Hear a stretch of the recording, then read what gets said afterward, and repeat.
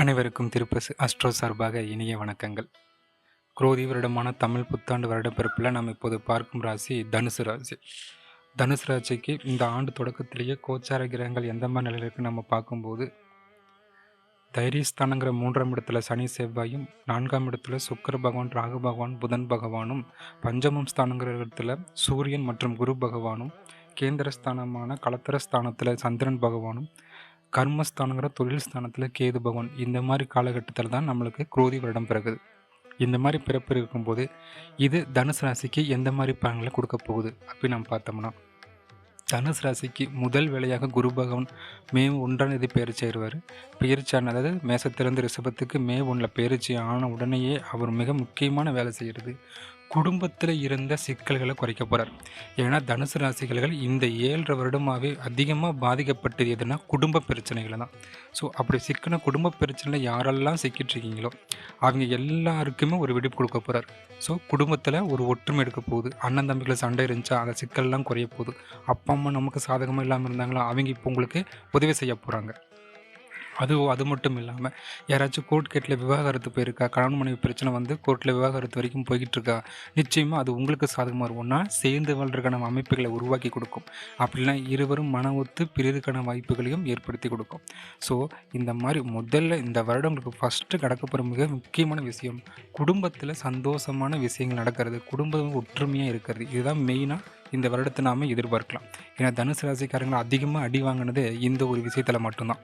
சரி, அதுக்கப்புறமேல் குரு பகவான் என்ன செய்ய போகிறார் அப்படின்னு பார்க்கும்போது, வெளிநாட்டு வேலைக்கு யாரெல்லாம் ட்ரை பண்ணிட்டுருக்கீங்க, வெளி மாநிலம் விட்டு ஒரு மாநிலம் விட்டு ஒரு மாநிலம் போகலாம், இல்லை வெளிநாடு போகிறது, இந்த மாதிரி விஷயத்துக்கெல்லாம் யாராச்சும் ட்ரை பண்ணிட்டுருக்கீங்க, இல்லை விசாக்காக அப்ளை பண்ணியிருக்கீங்க. இப்போ அப்ளை பண்ணியாச்சு, போன வருஷமே அப்ளை பண்ணிட்டு ஆனால் இன்னும் கிடைக்கலைங்க. இவங்க சில பேர் ஆஸ்திரேலியா, யூஎஸ், கனடாவுக்கெல்லாம் டெஸ்ட் எழுதிட்டு இருப்பீங்கள்ல, அந்த டெஸ்ட்டெல்லாம் இப்போ கிளியர் பண்ணி பாஸ் பண்ணி அந்த நாட்டுக்கு வீசாவும் கிடச்சி வேலைக்கு போகிற ஒரு அற்புதமான அமைப்பை உங்களுக்கு ஜூன் மாதத்துலேருந்து நம்ம எதிர்பார்க்கலாம். ஸோ முதல் குடும்பத்தில் இந்த சிக்கலை நீக்க போகிறார் குரு பகவான். 2வது வெளிநாடு சம்பந்தமான விஷயங்களை உங்களுக்கு சாதகமாக ஏற்படுத்தி தரப்படுறார். அப்போ வேலை விஷயத்தில் நமக்கு என்ன செய்யப்படுறார், வேலை விஷயத்தில் கண்டிப்பாக ஒரு புது இடமாற்றம் கிடைக்கும். அது உங்களுக்கு மனசுக்கு பிடிச்ச இடமாற்றமாகவே அது உங்களுக்கு இருக்க போகுது. ஸோ வேலையில் ஒரு நல்ல இடமாற்றம் கிடைக்குது, தாராளமாக எடுத்துக்கங்க. அது மூலிமா உங்களுக்கு சாதகமான பலன் தான் கிடைக்க போகுது. ஸோ சந்தோஷமாக இருக்கலாம். அது மட்டும் இல்லை, அவர் 10ஆம் இடம் ஸ்தானத்தை பார்க்குற ஒரே காரணத்துக்காகவே புதிய பொறுப்புகள் வரும்.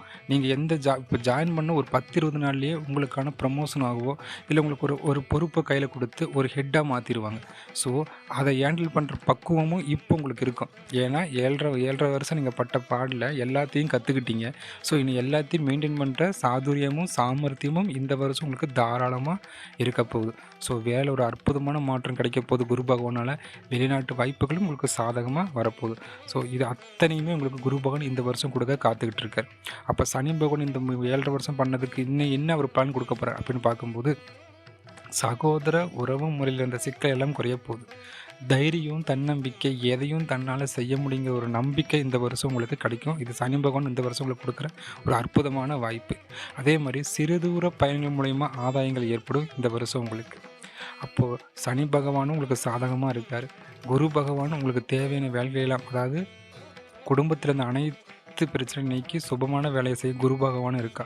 அப்போ ராகு பகவான் உங்களுக்கு என்ன செய்ய போகிறார் அப்படின்னு பார்க்கும்போது, சொந்த வீடு வாங்கணும், வீடு கட்டணும், ஒரு வாகனம் வாங்கணும், ஒரு கார் வாங்கணும் அப்படின்னு ஆசை இருக்கா, அது எல்லாத்தையுமே பிரம்மாண்டப்படுத்தி கொடுக்க போகிறார் ராகு பகவான். அது மூலியமாகவும் உங்களுக்கு ஆதாயம் கிடைக்க போகுது. அனைவருமே வீடு வாங்காதவங்க வீடு வாங்குவீங்க, இடம் வாங்காதவங்க இடம் வாங்குவீங்க, வாகனம் வாங்க அமைப்பு இருக்குது, இப்போ வாகனம் வாங்குவீங்க. பழைய வாகனத்தை போட்டு புது வாகனம் வாங்குகிற வாய்ப்பெல்லாம் இந்த வருஷம் உங்களுக்கு காத்துக்கிட்டு இருக்குது. சுயஜாதத்தை மட்டும் ஒரு தடவை சொந்த வீடு கட்டுற அமைப்பு உங்கள் சுயஜாதத்தில் இருக்கிற மட்டும் செக் பண்ணிட்டீங்கன்னா, அதுக்கான தசா புத்தி இப்போ நடப்பில் இருந்தால் அதுக்கான வாய்ப்பெல்லாம் ஏற்படுத்தி கொடுக்கும். சார் நாங்கள் மேரேஜுக்காக ட்ரை பண்ணிட்டீங்கன்னா கண்டிப்பாக மேரேஜ் ட்ரை பண்ணலாம். 2ஆம் பாகம் ரொம்ப அற்புதமாக இருக்கிற காரணத்தினாலேயே உங்களுக்கு மே மாதத்துக்கு அப்புறமே உங்களுக்கு நல்ல வாய்ப்புகள், திருமணம் சம்பந்தமான வாய்ப்புகளை ஏற்படுத்தி கொடுக்கும்.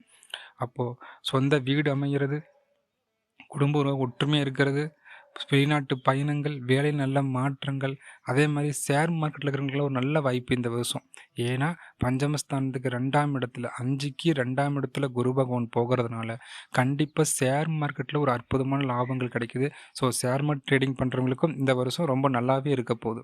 ஸோ, அனைத்து விஷயத்திலயும் உங்களுக்கு ஒரு அற்புதமான பலன்கள் கிடைக்கும். குழந்தை பாக்கியம் இல்லாதவங்களுக்கு குழந்தை பாக்கியம் கிடைக்க போது இந்த வருஷம்.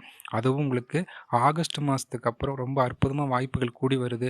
உங்க சுய ஜாதகத்துல குழந்தை பாக்கியம் கிடைக்கிற தசா புத்தியோ, இல்ல அதுக்கான பாக்கியங்கள் மட்டும் இருந்தா போதும், இந்த மாசம் கிளிக் பண்ணி விட்டுரும். ஒரு 10% இருந்தா கூட போதும் உங்க 2 பேருக்கும். கண்டிப்பா இந்த கோச்சாரங்கள் குழந்தை பாக்கியங்களை ஏற்படுத்தி குடுக்குற அமைப்பாகவே இந்த வருஷம் காணப்படுது. ஸோ, பணத்தளவுல திருப்தி, குடும்ப அளவுல திருப்தி, வெளிநாட்டு வேலை அளவுல திருப்தி, ஸோ அனைத்திலும் திருப்திய குடுக்க போற வருடமாகவே இந்த வருடம் தனுசு ராசிக்கு இருக்கு. அப்போ நாம எதுலலாம் கவனமா இருக்கணும்? ஒரே ஒரு விஷயத்துல மட்டும் தாய் வழி உறவினர்கள கொஞ்சம் கவனமா இருக்கணும். உடல் ஆரோக்கியத்த கண்டிப்பா நீங்க செக் பண்ணிக்கணும். ஒரே ஒரு தடவையாச்சும் ஃபுல் பாடி செக்கப் இருக்குல்ல, அந்த மாரி மாஸ்டர் செக்கப் ஒரு தடவ பண்ணிக்கிறது உத்தேசம். ஸோ உடல் ஆரோக்கியம், தாய் வழி உறவு முறையில இருக்கிற சிக்கல்.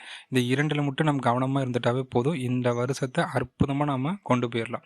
இந்த வருஷத்துக்கான அதிர்ஷ்டமான நிறம் சிவப்பு, தவிர்க்க வேண்டிய நிறம் வெள்ளை.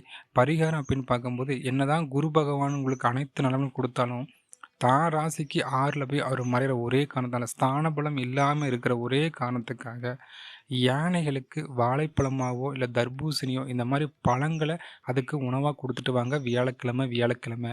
உங்களுக்கு இப்ப இருக்கிற சொன்ன பலன்களோட பல மடங்கு பலன்கள அது உங்களுக்கு ஏற்படுத்தி கொடுக்கும். ஸோ, இந்த மாரி நீங்க பரிகாரங்கள் செய்யும்போது அனைத்து நன்மைகளும் நடக்கும் என்று கூறி, மீண்டும் ஒரு அற்புதமான பதிவில் சந்திப்போம். நல்லதே நடக்கட்டும், நன்மைகள் பெருகட்டும். நன்றி, வணக்கம்.